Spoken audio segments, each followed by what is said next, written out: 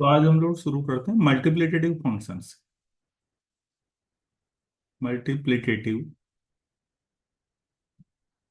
Functions. तो actually हम जो पढ़ने जा रहे हैं, ये कल हमने टाउ और सिग्मा फंक्शंस के बारे में पढ़ा था। तो बेटा ये भी मल्टीप्लिकेटिव फंक्शन होते हैं। तो सबसे पहला काम ये है कि मल्टीप्लिकेटिव आखिर होते क्या हैं, ये समझते हैं। तो स्टैंडर्ड डेफिनेशन को अभी समझेंगे, थोड़ा सा रफ वर्क करते हैं। आप मुझे ये बताइए, टाउ 20 है, तो टाउ 20 को मैंने टाउ 2 × 10 लिखा। ठीक है। तो क्या ये टाउ इन टाउ, टाउ 2 और टाउ 10 के बराबर होगा? ऐसा होगा या नहीं होगा?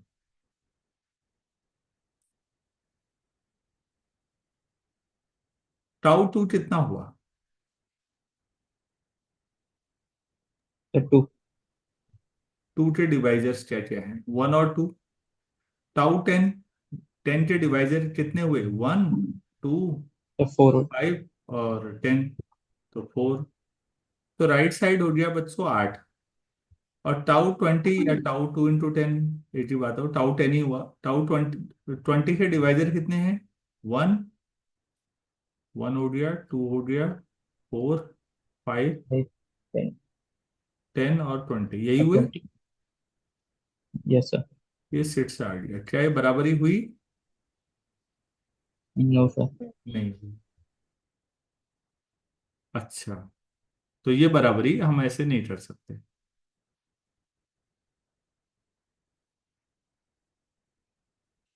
तो फिर एक बात बताओ, टाउ 30, टाउ 5 × 6 कर रहा हूं मैं। क्या ये टाउ 5 और टाउ 6 अलग अलग निकाल के इनके प्रोडक्ट के बराबर होने की उम्मीद है? टाउ 5 बताओ यार कितना होता है? सर 5 2 हो प्राइम जाएगा। नंबर है, उसके कितने डिवाइजर होंगे? सर 2 ही होंगे। दो ही होंगे। 8 तो 1 होगा, 8 खुद 5 होगा। और टाउ 6 क्या होगा बेटा? सर 4 हो जाएगा।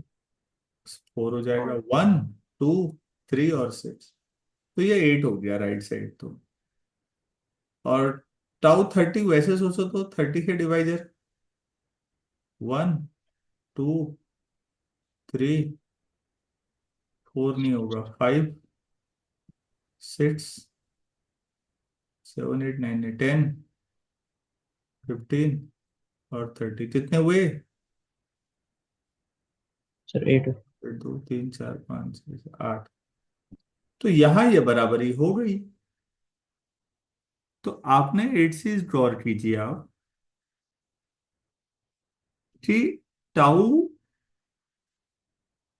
एम, मतलब मैं ये सोच रहा हूँ कि tau mn, tau m, tau n कब हो सकता है और कब नहीं। और कोई फंक्शन ऐसा है जो इस प्रॉपर्टी को सेटिस्फाई कर देगा, तो वो मल्टीप्लिकेटिव फंक्शन कहलाएगा। तो ऊपर वाले में तो नहीं हुआ, नीचे वाले में हो गया। तो इसमें हम नीचे वाले को देख के एक ऑब्जर्वेशन हमारा है कि अगर हम mn को रिलेटिवली प्राइम ले लें, तो टाउ तो एक उदाहरण था बच्चों। ये टाउ ही नहीं, एक जनरल फंक्शन के लिए सही है। आप लोगों ने अगर ये समझाओ तो आप डेफिनेशन पे आ जाते हैं, प्रॉपर डेफिनेशन। तो लिखिएगा, a number theoretic function, number theoretic function, कुछ भी एफ मान लेते हैं, is set to be multiplicative, set to be multiplicative if f of mn equal to fm fn,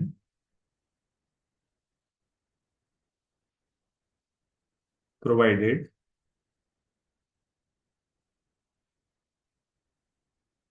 GCD of m n is one. तो ये definition हो गई हमारी। ठीक है। तो कोई भी नंबर थ्योरेटिक फंक्शन मल्टीप्लिकेटिव कहलाता है अगर उस फंक्शन का m into n, m n अगर रिलेटिवली प्राइम है और f of m n equal to f n है, और ये फॉर एवरी एम एन। जब भी अगर रिलेटिवली प्राइम होंगे एम और एन, आप चाहें तो इसमें फॉर एवरी एम एन कर सकते। तो टाउ मल्टीप्लिकेटिव फंक्शन हुआ या नहीं हुआ? सर बावर जीसीडी जो एम और एन लेंगे वो बनेगा हाँ, हर वक्त। एक्चुअली यहाँ पर रिलेटिवली प्राइम नहीं लग पाया था ना, यस तो वाले में लगा था। सर, इसको सबसे टू अब स्क्वायर पहला इंटू। सवाल उठता है एज ए स्टूडेंट दिमाग में, वो ये है कि मल्टीप्लिकेटिव जो आप पढ़ा रहे हैं, जो डेफिनेशन, इसका फायदा क्या होगा? तो मैं बता दूं, ये बहुत जबरदस्त टूल है। इसकी मदद से आप किसी बड़े फंक्शन का एक छोटा हिस्सा भी अगर आपको पता लग गया तो आप पूरे को निकाल पाएंगे। तो आप नोट करके लिख सकते हैं, ये एडवांटेज ऑफ मल्टीप्लिकेटिव फंक्शन, ऐसा कुछ लिख सकते हैं अपने नोट्स में जो आपको लगे। मैं लिखा देता हूँ 2 लाइन, आपके काम ही आएंगी ये चीजें। नेक्स्ट पेज में करते हैं। तो एडवांटेज में लिखिएगा, अगर आपके पास कोई नंबर है, ले मान लेते हैं एन, मान लो N equal to P one की पावर के वन, हम इसे लिखते रहेंगे इसको आप बार बार, पी आर की पावर के आर। तो ये सारे पी जितने हैं प्राइम है, ये लिख लीजिएगा आप। ठीक है। तो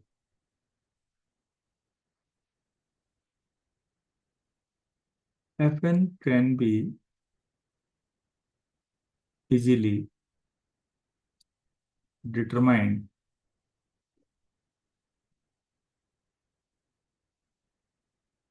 इफ वी नो, जिनको अगर हम जानते हैं पी वन पी टू, ये प्राइम नंबर्स को अगर हम जानते हैं। बिकॉज प्राइम के साथ एक बहुत अच्छी बात है, कोई भी 2 प्राइम ले लो, पी आई पी जे, तो वो हमेशा रिलेटिवली प्राइम ही होंगे अगर आई और जे डिफरेंट है तो ना। अरे भाई, कोई दो यस सर। प्राइम सोचोगे तो वो हमेशा रिलेटिवली प्राइम होंगे। तो इसमें फायदा यह हो जाएगा मल्टीप्लिकेटिव में कि एफ एन का मतलब एफ ऑफ पी वन की पावर के वन, पी टू की पावर के टू, पी आर की पावर के आर, ये है हमारे पास। और चूंकि ये सब आपस में रिलेटिवली प्राइम है, तो आप इनको एफ ऑफ पी वन की पावर के one, f of p two की पावर के two, and so on f of p are की पावर के आर। आप गौर कीजिए, अगर आपको right hand side p one p two p three p r पे वैल्यू फंक्शन की पता है, तो आप एक बड़े उसको निकाल सकते हैं। अभी आप इसका एप्लीकेशन देखेंगे तब आपको रियलाइज होगा।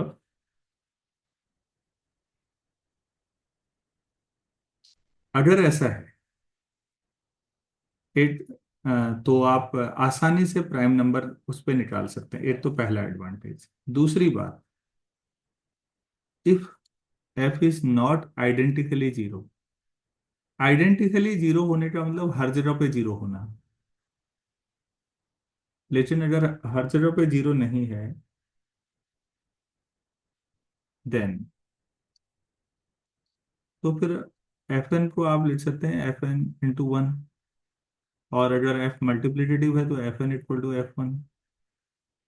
तो इससे आपको एफ वन कितना मिल जाएगा?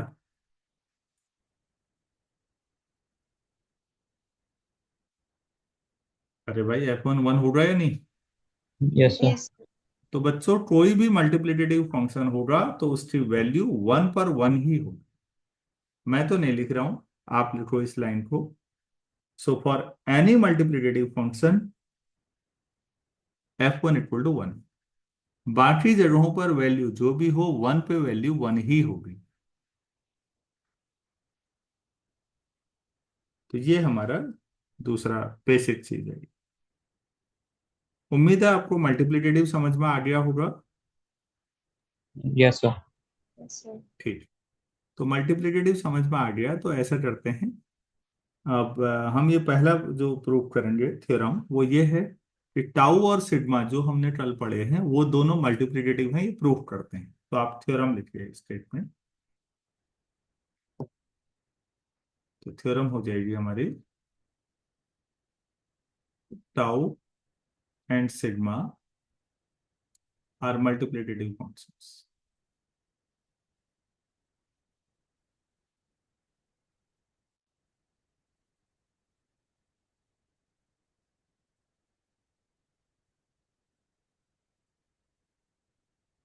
तो प्रूफ ले लेते हैं। ले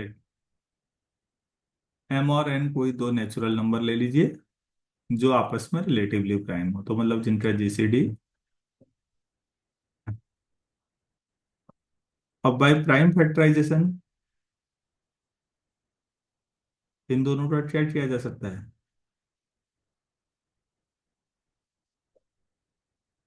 वी कैन राइट, अरे भाई इनको प्राइम नंबर्स में तोड़ा जा सकता है। Yes sir. एम को मान लो P1 की पावर K1, P2 की पावर K2 से लेकर PR की पावर KR। ऐसे ही एन को ले लो, Q1 की पावर J1, Q2 की पावर J2, और जरूरी नहीं है उतने ही हो तो QS की पावर JS। फिर PI एंड QJ, जे मत लिखो यार यहाँ पर, क्यू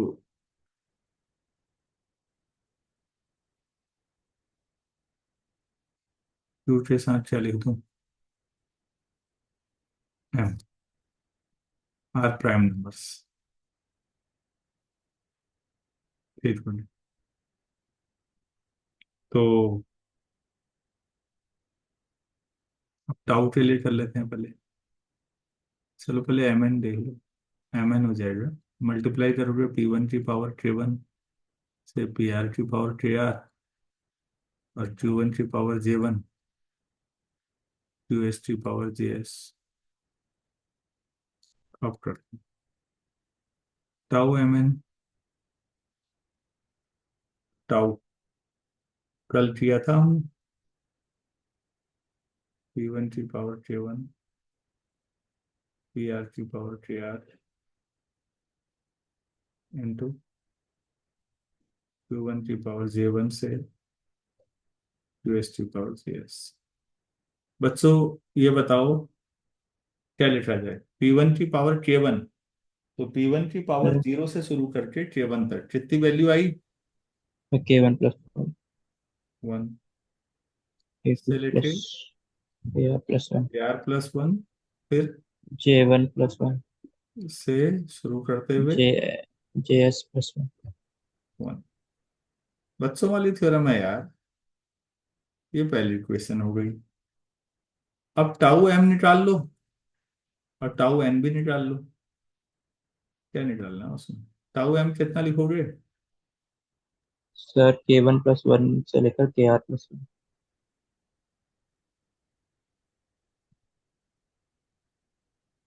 और tau n? J1 plus one से JS प्लस वन। इन दोनों को भी मल्टीप्लाई करो उतना ही आ जाएगा, नहीं आएगा? Yes sir. तो क्या समझ में आया कि टाउ क्या है? तो मल्टीप्लिकेटिव फंक्शन। Multiplicative function. ठीक। अब ऐसे सिग्मा लगाना है दोनों साइड। सिग्मा भी आपका मल्टीप्लिकेटिव फंक्शन है। तो चलिए नेक्स्ट पेज में करके देखते हैं इसी के साथ। Second, sigma of m n, sigma of P1 की पावर K1 से लेके PR की पावर KR, Q1 की पावर J1 से Q S T power G S. Hmm. कितना लिखा जाए? तो P1 की पावर K1। पी वन की पावर के one plus one minus one upon P one minus one, ये लिखोगे? यार ऐसा नहीं बताया था क्या कल?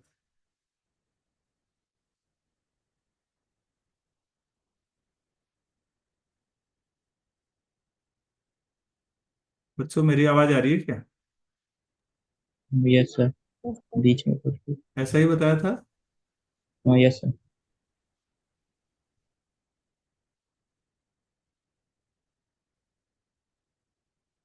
ये जो भी क्वेश्चन है,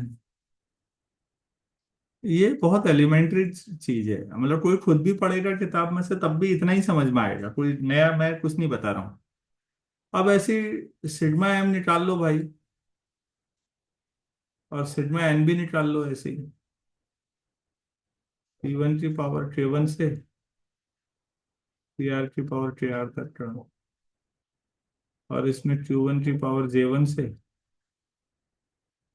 क्यू एस की पावर जे एस। हाँ तो मतलब P1 की power K1 plus one minus one upon में P1 माइनस वही वन ऊपर सॉरी। वाला जो है, मेरे ख्याल से समझ में आ गया होगा कि ये इसमें इतना ही लिखा जाएगा।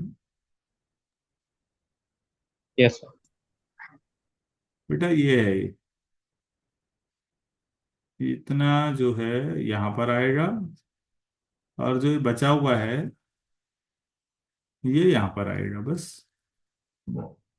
तो दोनों बराबर हो जाएंगे। तो हमने ये देखा कि मल्टीप्लिकेटिव फंक्शंस टाउ और सिग्मा दोनों, और मल्टीप्लिकेटिव होते क्या हैं हमने ये भी सीख लिया। ठीक है, तो मल्टीप्लिकेटिव का फायदा कैसे उठाएं अब, इसकी मदद से कई सारे छोटे छोटे रिजल्ट्स किए जा सकते हैं जो कल हमने छोड़े थे। इट लेक्चर और सीरियस, अरे नहीं।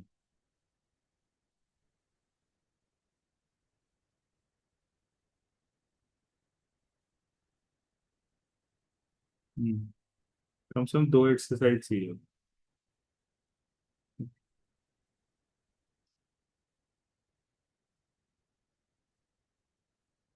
2 दिन चाहिए प्रॉपर, थोड़े लंबे लेक्चर। अगला वर्ड है स्क्वायर फ्री होना।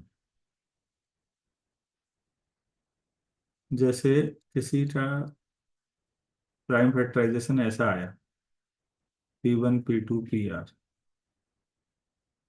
तो बच्चों ये स्क्वायर फ्री नंबर है, किसी भी प्राइम नंबर का स्क्वायर नहीं आ रहा है इसमें। समझ में आया या नहीं आया? Yes sir. स्क्वायर फ्री का मतलब समझिएगा, किसी भी प्राइम नंबर का p one p two p three p r किसी की भी पावर वन से ज्यादा नहीं है। अगर वन से ज्यादा टू थ्री फोर कुछ भी हो तो स्क्वायर तो आ ही रहा होगा उसमें, किसी प्राइम का। तो आप लोग कोई बताइए, क्या ये मुझे ये बताइए 100 स्क्वायर फ्री नंबर है या नहीं? नहीं sir, 2 square 5 square. Two square five. अगर मैं खाली टू स्क्वायर इंटू फाइव लिखूं कोई नंबर, 20। तो ये भी नहीं होगा। हाँ क्योंकि टू का तो स्क्वायर आ ही रहा है ना। Yes sir. ऐसा होना चाहिए, तो 10 स्क्वायर फ्री नंबर है या नहीं? Yes sir. अच्छा, ऐसे कोई और नंबर जैसे 2 इंटू 3 इंटू 5, तो ये कितना हुआ? 30। 30, ये स्क्वायर फ्री नंबर। तो स्क्वायर फ्री का मतलब हर एक प्राइम की पावर वन ही आएगी बस, जितने की भी आएगी। तो उम्मीद है सभी लोगों को स्क्वायर फ्री भी समझ में आ गया होगा। Yes sir. हाँ यार, थोड़ा सा मैं लेट होने की वजह से आज मैं नहीं करा रहा हूँ ज़्यादा अब, क्योंकि अगली क्लास का टाइम गड़बड़ाएगा नहीं तो। आप ही लोगों को सर एक छोटा सा शाम को कर